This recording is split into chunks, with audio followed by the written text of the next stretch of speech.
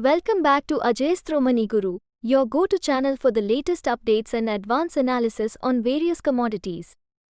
Today, the 15th of April 2024, we are diving into the recent developments surrounding the imposition of new sanctions on Russian metals by the United States and the United Kingdom. In a coordinated effort to escalate pressure on Russia amidst its ongoing conflict with Ukraine, both the US and the UK have announced sweeping measures targeting Russian aluminum, copper, and nickel. These sanctions extend to major exchanges like the Chicago Mercantile Exchange and the London Metal Exchange, effectively banning new inventories of Russian metals from being accepted.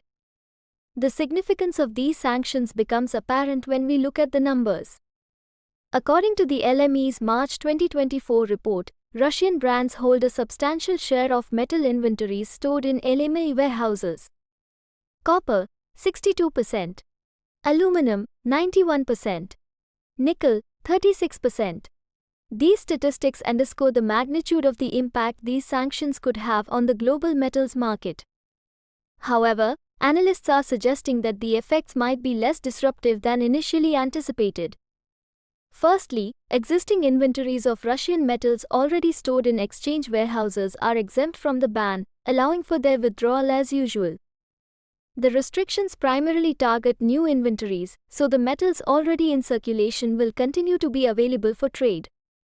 Moreover, while the ban restricts trading on major exchanges, bilateral deals for Russian metals can still occur in the physical markets, mitigating potential disruptions.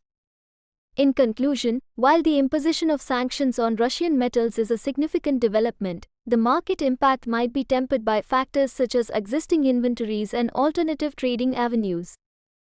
Stay tuned to Ajay Guru for further updates and in-depth analysis on the commodities market. Don't forget to like, share, and subscribe for more content. Until next time, happy trading.